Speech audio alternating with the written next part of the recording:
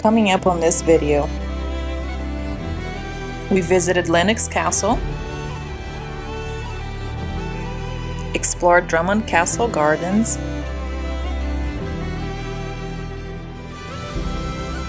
and visited Doune Castle.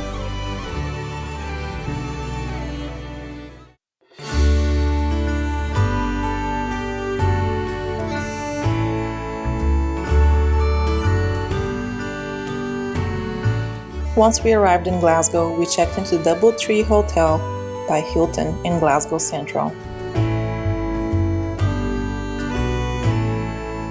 The family room was really nice with 2 comfy beds.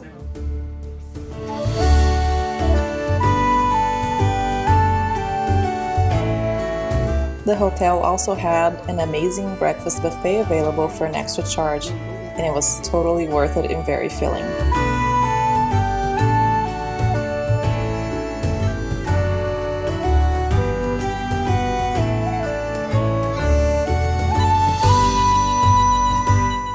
The bathroom was nice and very modern and clean.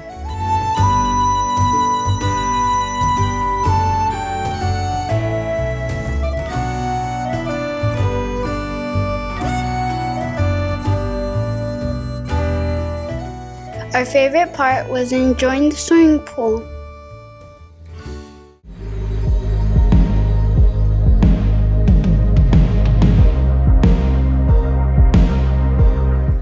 Before heading to Drummond Castle, we figured we would stop by an abandoned castle, which would be a longer route. The Lennox Castle was originally built between 1837 and 1841 for John Lennox. In 1927, it was converted into a hospital for people with learning disabilities. The castle itself was actually housing for the nurses and staff, while the grounds around it housed about 1,200 patients.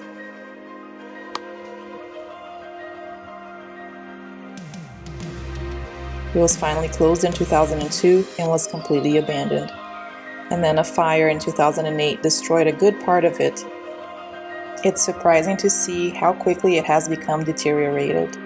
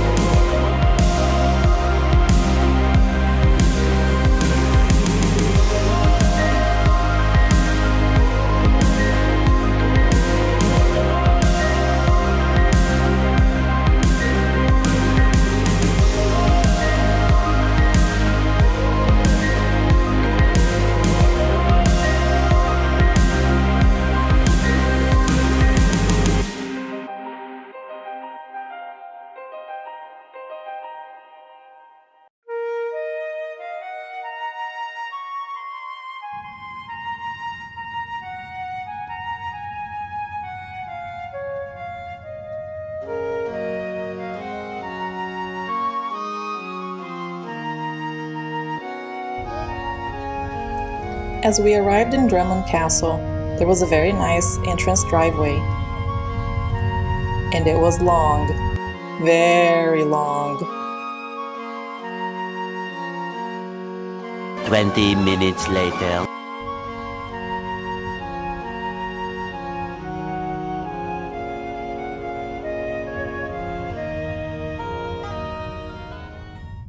Drummond Castle is located in Perthshire and is known for its beautifully groomed terraced gardens.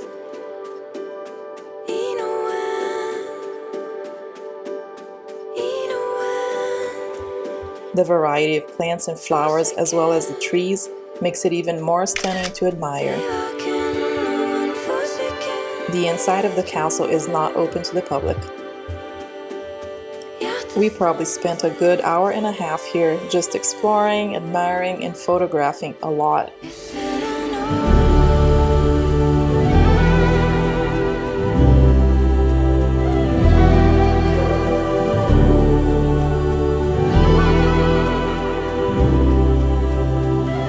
The castle itself has a very interesting history.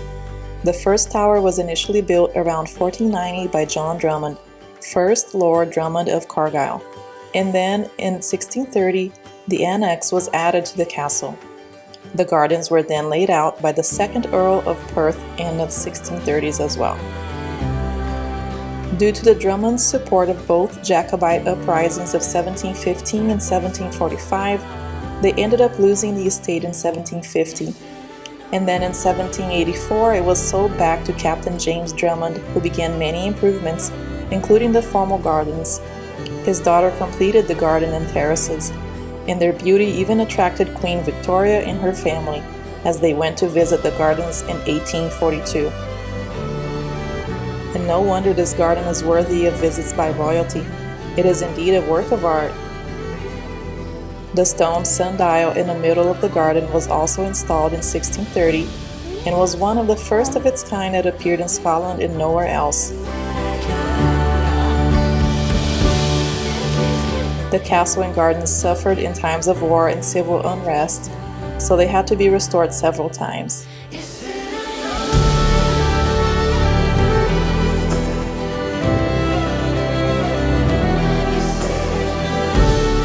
The gardens that you see today were replanted in the 1950s.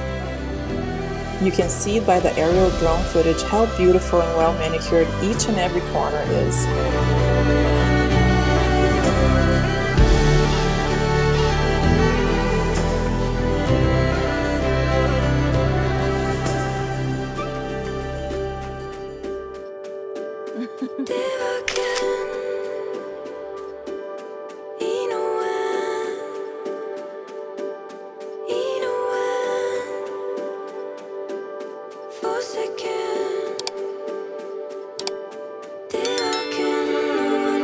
In the TV series Outlander, these gardens were used to represent the former garden at the Palace of Versailles, as it might have appeared in the time of Louis XV.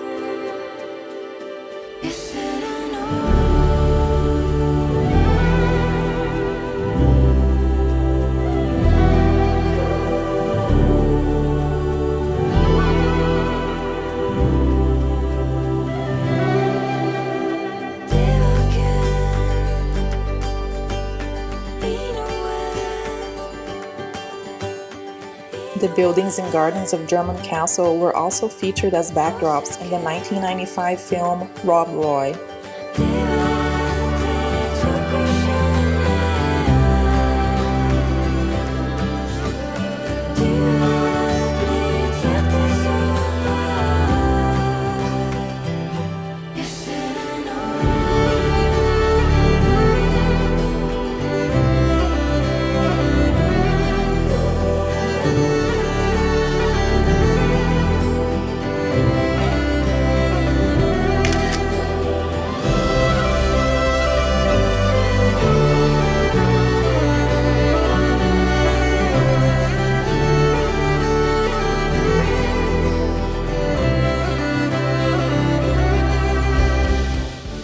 So we had an 18th wedding anniversary earlier this year, but he wanted to wait for the perfect location to give me this ring. I was totally not expecting this.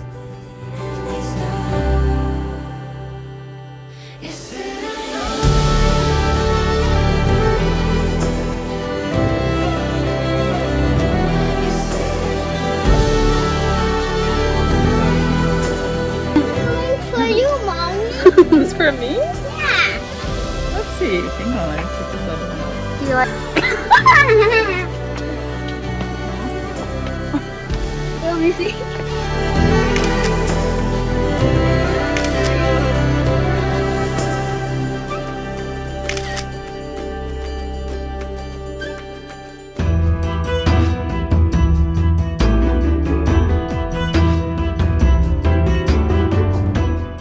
Doune Castle is famous for being featured in several TV shows, and a few of the newer ones are Game of Thrones, where it was called Winterfell. In Outlander, it was known as Castle Leoch of Clan Mackenzie, and was also featured in the Netflix movie about Robert the Bruce, Outlaw King. Doune Castle was built in the 13th century. and after many wars and risings, it was in complete ruins by the 1800s.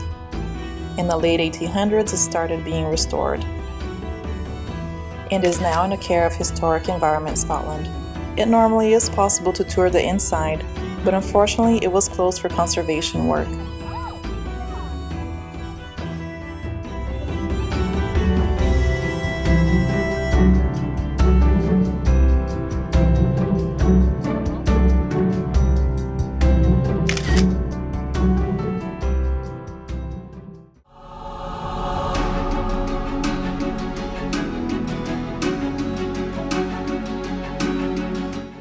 Before heading to Edinburgh, we decided to check out a few places in Glasgow.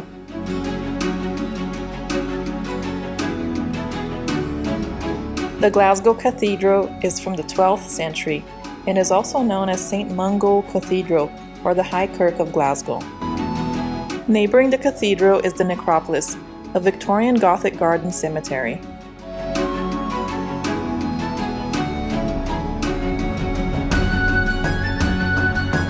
The architecture here is pretty stunning. When open, guided tours are also available free of charge, with donations accepted.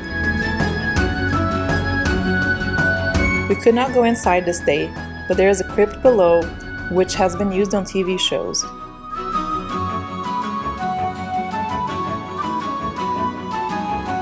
Next, we went to Glasgow University. The University of Glasgow dates back to 1451 and is the second oldest school of higher education in Scotland.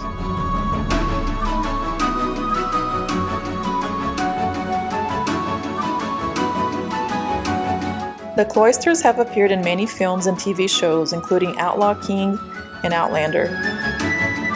These archways are an iconic part of the university, where students can pass through or take some time out to enjoy the beautiful surroundings.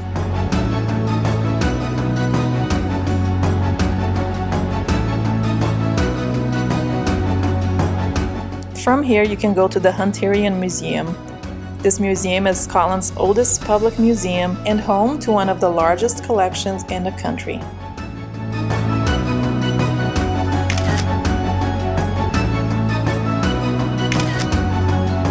Thank you for subscribing for our channel.